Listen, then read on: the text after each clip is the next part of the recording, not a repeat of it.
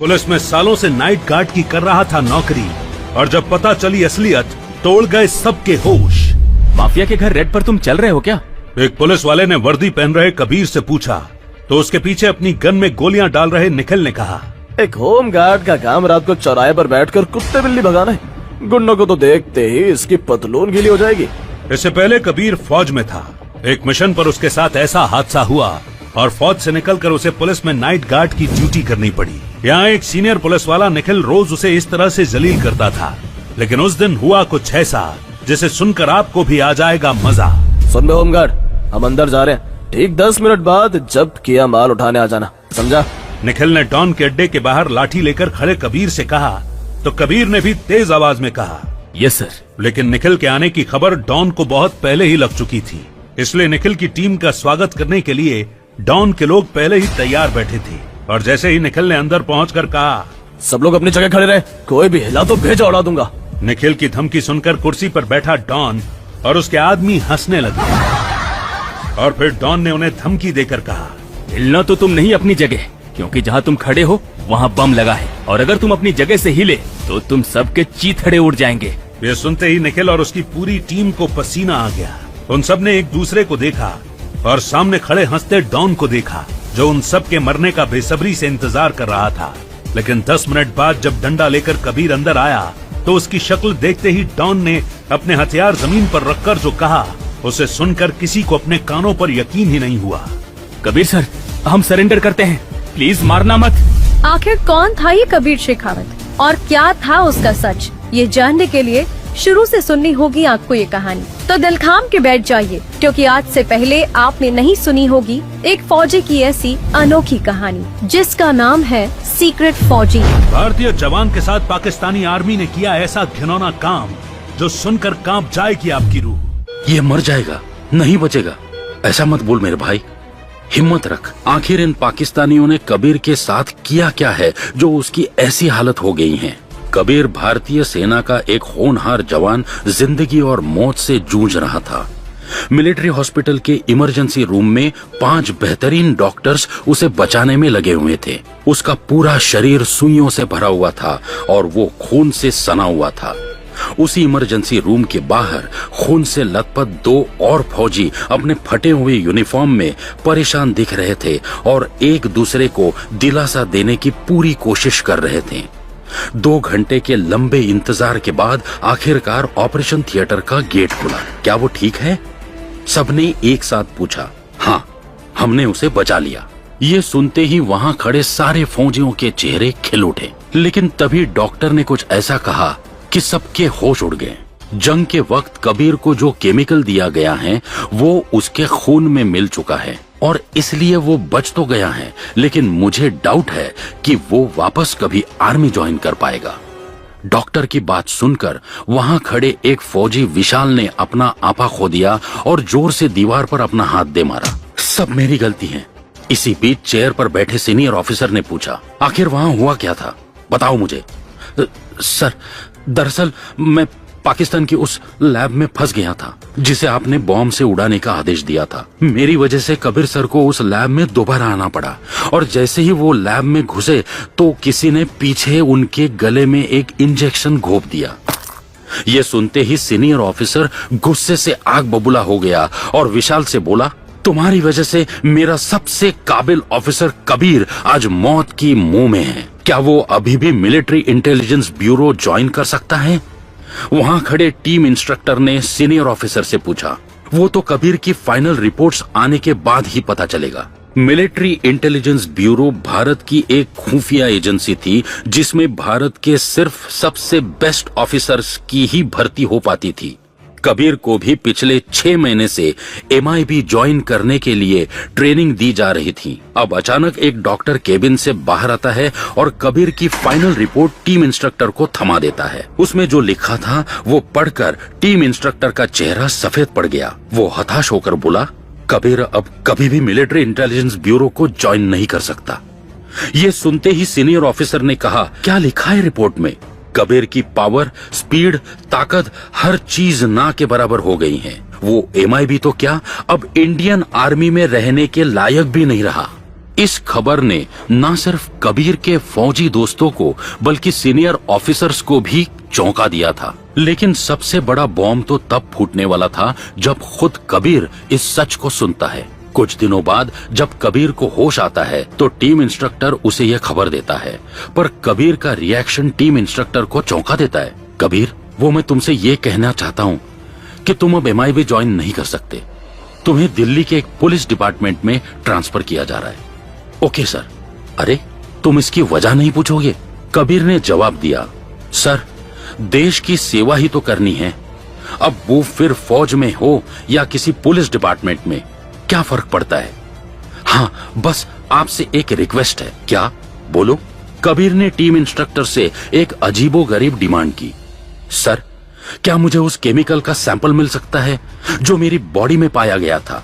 Instructor ने कहा, पर तुम्हें वो क्यों चाहिए? प्लीज सर, बस मेरी इतनी मदद कर दीजिए। मैं उस केमिकल पर स्टडी करना चाहता हूँ। टीम इंस्ट्रक्टर इसके बाद कुछ नहीं बोल पाया। उसने कबीर को उसके दिल्ली ट्रांसफर का लेटर दिया और कहा, मैं जानता हूं तुम वापस आओगे। लेटर और उस केमिकल का सैंपल लेकर कबीर तुरंत वहां से दिल्ली के लिए निकल गया। लेकिन मन ही मन इंस्ट्रक्टर ने सोचा, आखिर कबीर को वो केमिकल क्यों चाहिए था? आखिर ये केमिकल करता क्या है? कहीं पाकिस्तान कुछ बड़ा तो नहीं सोच रहा है? इन सारे सवालों के जवाब मिलेंगे आपको आगे बस कुछ ही देर में। इधर कबीर दिल्ली के एक बार में शराब के नशे में धुत पड़ा था। वो वहां 3 घंटे से शराब पी रहा था और रुकने का नाम नहीं ले रहा था। अबे ओए, चल एक पेग और बना। बारटेंडर ने उससे डरते हुए कहा, सर, आप काफी पी चुके हैं और अब तो आप होश में भी नहीं हैं। उसकी बात सुनकर कबीर हंसने लगता है। शराब होश में रहने के लिए कौन पीता है? कबीर की अजीबोगरीब बातें पास में बैठे बाकी लोग भी सुन रहे थे और उसका मजाक बना रहे थे। एक आदमी ने कहा, यह साला पियक्कड़ अलग ही दुनिया की बातें कर रहा है। तो दूसरे ने कहा, बारटेंडर भी इसे दारू पिला पिला कर थक गया है। तभी बारटेंडर ने धुत पड़े कबीर से पूछा, सर, आपका घर कहाँ है?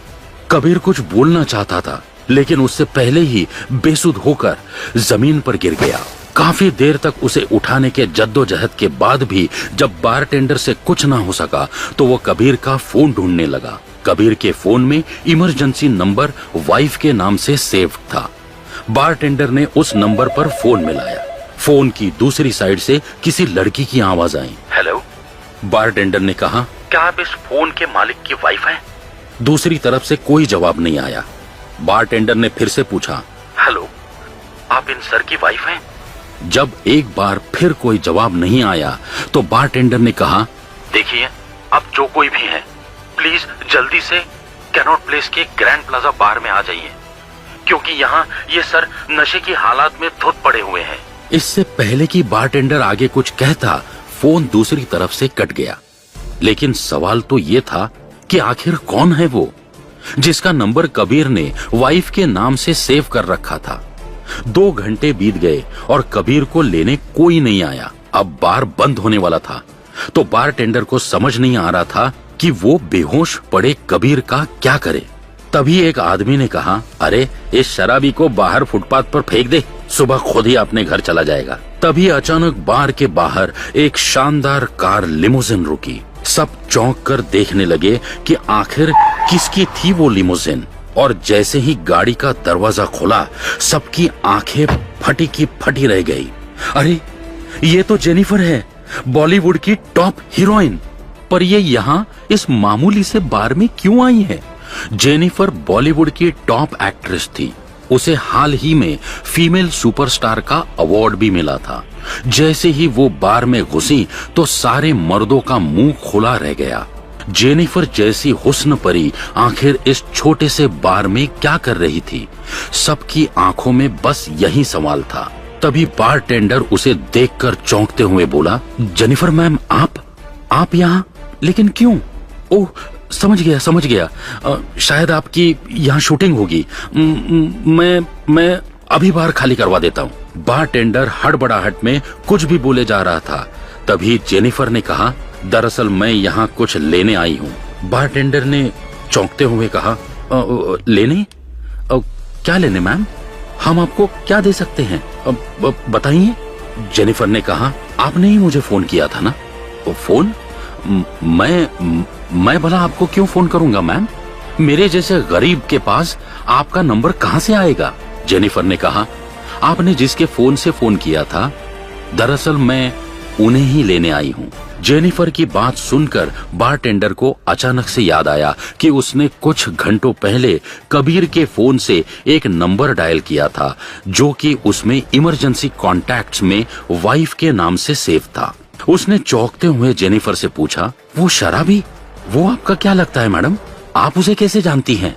जेनिफर ने उसे इग्नोर करते हुए कहा, उस शराबी को यहाँ लेकर आओ जल्दी। अब बारटेंडर कबीर को अपने कंधे का सहारा देते हुए जेनिफर के पास ले आता है। कबीर बेसुध था, लेकिन जेनिफर ने जैसे ही उसे देखा, उसकी आंखों में एक अलग सी बेचैनी थी, जैसे वो उसे काफी अच्छे से जानती और पहचानती है। उसने कबीर को अपने कंधे का सहारा दिया और बाहर लेके जाने लगी। बार में सभी लोग चौंक कर जेनिफर को देख रहे थे। किसी ने बड़बड़ाते हुए कहा, आखिर इतनी बड़ी हीरोइन इस फटेहाल शराबी को लेकर कहाँ जा रही है? आखिर ये इसका लगता क्या है? बारटेंडर भी जेनिफर के पीछे पीछे चलने लगा और जेनिफर से पूछने लगा, मैडम आपने बताया नहीं, आखिर आप इस आदमी को कैसे जानती हैं? है कौन ये मैडम? लेकिन जेनिफर थी कि किसी सवाल का जवाब नहीं दे रही थी। उसने कबीर को अपनी गाड़ी में लेटा दिया। इधर बारटेंडर जेनिफर से सवाल किए जा रहा था, मैडम आप इस शराबी की बीवी हैं क्या? जैसे ही जेनिफर ने ये बात सुनी, वो घूर कर बारटेंडर को देखने लगी। बारटेंडर थोड़ा सा डर गया, लेकिन जेनिफर ने उसकी बात का कोई जवाब नहीं दिया और वहाँ से चुपचाप चली गई। लेकिन अब बार में बैठे हर शख्स के मन में यही सवाल था कि आखिर कबीर जैसे आम लड़के का जेनिफर जैसी बॉलीवुड सुपरस्टार से क्या रिश्ता था? इन सारे सवालों के जवाब मिलेंगे आपको आगे कुछ ही देर में। रात के 2 बज रहे थे। जेनिफर ने कबीर को अपनी शानदार कार की एक सीट पर बिठा दिया था। गाड़ी के अंदर जेनिफर की असिस्टेंट कीर्ति भी थी। उसने कबीर को देखा और जेनिफर से चौंकते हुए कहा, मैम ये आदमी कौन है और आपको इस छोटे से बार में जाने की क्या जरूरत थी और आपने मुझे बाहर क्यों नहीं आने दिया? जेनिफर ने कीर्ति से कहा, मुझे इस सिचुएशन को खुद हैंडल करना था कीर्ति। इट्स ओके, बट मैम ये आदमी है कौन और हम इसे कहाँ लेकर जा रहे हैं? जेनिफर ने कहा, मेरे घर। व्हाट? आपके घर? मैम देखिए, आपका दिल बहुत बड़ा होगा, लेकिन हम ऐसे ही किसी ऐरे गहरे भिखारी को अपने घर लेकर नहीं जा सकते हैं। एक तो आपने पहले ही ऐसे बार में जाकर अपनी रेपुटेशन खराब कर ली और अब इस आदमी को घर ले जाने का क्या मतलब है? जेनिफर ने जवाब दिया, कीर्ति तुम मेरी असिस्टेंट हो, मैं तुम्हारी नहीं, सो प्लीज मुझे ऑर्डर्स मत दो। I am sorry ma'am, but मेरा काम है आपको सलाह देना और मुझे आपकी फिक्र है। अब देखते ही देखते जेनिफर अपने घर पहुंच जाती हैं। कीर्ति और जेनिफर ने बड़ी मुश्किल से कबीर को अपने कंधों पर उठाकर कार से निकाला। कीर्ति ने एक बार फिर बोला, मैम ऐसे किसी अनजान आदमी को अपने घर पर ले जाना सही है क्या? उसे चिंता थी कि अगर कोई देख लेगा तो कल के अखबार में कुछ भी छप सकता है। मैंने कहा ना इसे जल्दी घर ले चलो, जेनिफर ने सख्त आवाज में कहा। अब जेनिफर और कीर्ति कबीर को लेकर घर में दाखिल होते हैं और उसे एक कमरे में सुला देते हैं। लेकिन कीर्ति के मन में तब से कई सवाल उठ रहे थे और उसने एक बार फिर जेनिफर से पूछा, मैम ये आदमी कौन है? मैंने इसको आपके साथ कभी नहीं देखा। अब जेनिफर जो जवाब देने वाली थी वो सुनकर न सिर्फ कीर्ति का बल्कि आपका मुंह भी खुला रह जाएगा। जेनिफर ने कहा, इस आदमी का नाम कबीर शेखावत है और ये मेरा पति है। ये सुनते ही कीर्ति सन्न रह गई। उसने चौंकते हुए कहा, क्या कहा? आपका पति? पर मैम आप तो सिंगल है ना, फिर ये आपका पति कैसे हो सकता है? ये सुनकर तो किसी के भी मन में 100 सवाल उठते, क्योंकि जेनिफर सिर्फ 23 साल की थी। कीर्ति अपने बॉस के साथ 3 साल से काम कर रही थी, लेकिन उसने आज तक उसकी शादी के बारे में कुछ नहीं सुना था। जेनिफर ने कहा, पति तो है लेकिन सिर्फ नाम का। कीर्ति ने पूछा, मैं कुछ समझी नहीं। जेनिफर ने कहा, यह शादी बचपन में हमारे माँ बाप ने तय कर दी थी। उस टाइम मैं मना नहीं कर पाई। हमारी शादी को 3 साल हो गए, लेकिन हम कभी साथ नहीं रहे। हमारी नजरों से देखा जाए तो ये शादी है ही नहीं। ये सब सुनते ही कीर्ति के मन में सवालों का पहाड़ टूट गया। अगर खबर मीडिया को पता चल गई तो? और फैंस का क्या? उन सबका तो दिल टूट जाएगा। और अगर ये खबर फैलने से जेनिफर का करियर खत्म हो गया तो? कीर्ति के मन में ऐसे ही सवालों की बहार आई हुई थी।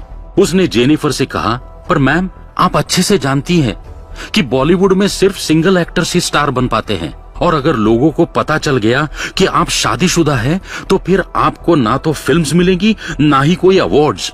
जेनिफर ने कीर्ति से तुरंत कहा, कोई डरने की बात नहीं है। हमने इस बात को 3 साल से छुपा के रखा है और मुझे भरोसा है आगे भी ये बात राज ही रहेगी। अभी जेनिफर ने इतना बोला ही था कि तभी अचानक कीर्ति के फोन पर एक वीडियो मैसेज आता है। कीर्ति ने जैसे ही उस वीडियो को देखा तो उसके होश उड़ गए और उसने कहा, जिस बात का डर था वही हुआ। जेनिफर ने पूछा, व्हाट हैपेंड? कीर्ति ने बिना कुछ बोले फोन जेनिफर के हाथ में दे दिया। वो बार की वीडियो थी जिसमें किसी ने जेनिफर को कबीर को कंधे का सहारा देकर बाहर ले जाते वक्त रिकॉर्ड कर लिया था और सोशल मीडिया पर अपलोड कर दिया था। जेनिफर वीडियो देखकर चौंक गई और बोली, कीर्ति अब क्या करे? Please help. क्या दुनिया के सामने जेनिफर और कबीर की शादी का सच आ जाएगा? क्या होगा अब जेनिफर के बॉलीवुड करियर का? क्या कबीर सच में जेनिफर का पति था? इन सारे सवालों के जवाब आपको मिलेंगे आगे बस कुछ ही देर में। कबीर के साथ अपनी वीडियो सोशल मीडिया पर देख जेनिफर पैनिक मोड में आ गई थी। उसने कीर्ति से कहा, कीर्ति प्लीज इस वीडियो को डिलीट करवाओ जल्दी। कीर्ति ने जवाब दिया, जी मैम, लेकिन आगे से ऐसा कुछ भी करने से पहले कम से कम मुझे इन्फॉर्म तो कीजिए। आप नहीं जानती, अगर ये वीडियो वायरल हो गई तो आपके हाथ से बड़े बड़े प्रोजेक्ट्स निकल जाएंगे। आपको इस अजीब से आदमी के साथ देखकर इंडस्ट्री वाले क्या सोचेंगे? अब अगली सुबह कबीर भारी सिर के साथ जगा और उठते ही चौंक गया जब उसने खुद को एक बेडरूम में पाया। तभी उसे दरवाजे पर जेनिफर खड़ी दिखी। उसने गुलाबी रंग का गाउन पहना हुआ था। जेनिफर ने पानी का ग्लास टेबल पर रखा और कबीर से पूछा, तुम पहले भी यहाँ आए थे, याद है? मुझे माफ करना, मैंने तुम्हें ऐसे परेशान किया। ये बोलकर कबीर खड़ा हुआ और वहां से जाने लगा। थोड़ा पानी तो पी लो, जेनिफर ने कबीर से कहा और दूसरे रूम में चली गई। कबीर पानी पीकर अब निकलने की तैयारी में था कि तभी जेनिफर ने कहा, अभी निकलोगे तो मीडिया वाले तुमको नीचे देख लेंगे। हमारी शादी की खबर अगले दिन के अखबार में मिलेगी। ये सुनते ही कबीर शांति से सोफे पर बैठ गया। उसी के साथ जेनिफर की असिस्टेंट कीर्ति भी उसी सोफे पर बैठ गई। अब जेनिफर ने कबीर से पूछा, तुम्हारी आर्मी से छुट्टी हो गई? एक तरीके से हाँ, अब मैं यही दिल्ली में काम करने वाला हूँ, लेकिन तुम्हें बिल्कुल भी परेशान नहीं करूंगा। हम जैसे पहले अनजानों की तरह रहते आए वैसे ही रहेंगे। ये बोलने की कोई जरूरत नहीं। मुझे पता है तुम अपने वादे से पीछे नहीं हटोगे। तो तुम यहाँ दिल्ली में करोगी क्या? जेनिफर ने पूछा। यही दिल्ली पुलिस में एक छोटा सा काम। जेनिफर ने कबीर की बात पर कुछ नहीं कहा, लेकिन अचानक कबीर ने जेनिफर से कहा, आई एम वेरी सॉरी कि तुम्हें मुझसे शादी करनी पड़ी। मुझे पता है अगर हमारी शादी की खबर सबको पता चल गई तो तुम्हारा करियर खराब हो सकता है। मुझे कुछ समय दो, मैं तुम्हारे पापा से हमारे डिवोर्स की बात कर लूंगा।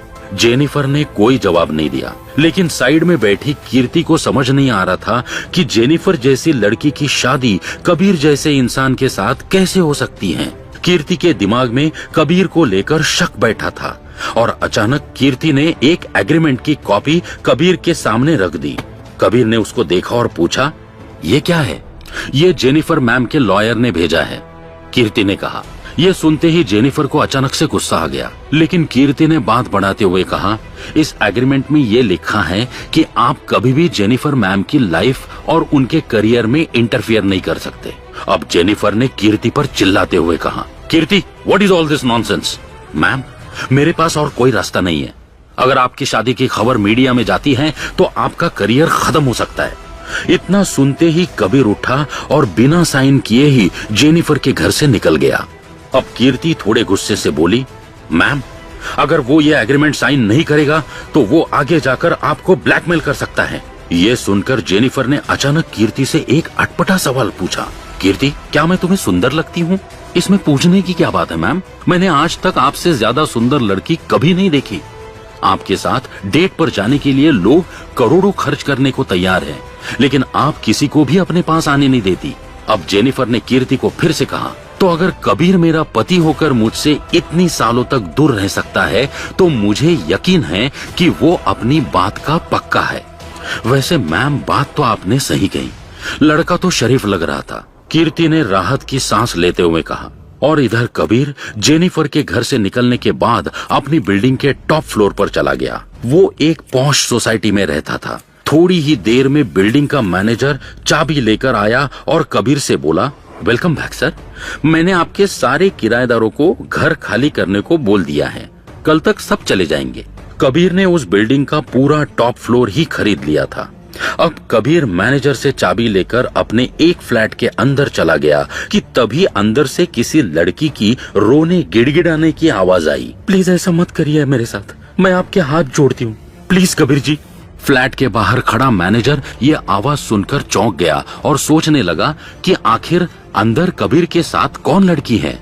आखिर वो कबीर के सामने क्यों गिड़गिड़ा रही थी। आखिर कबीर ने उसके साथ ऐसा क्या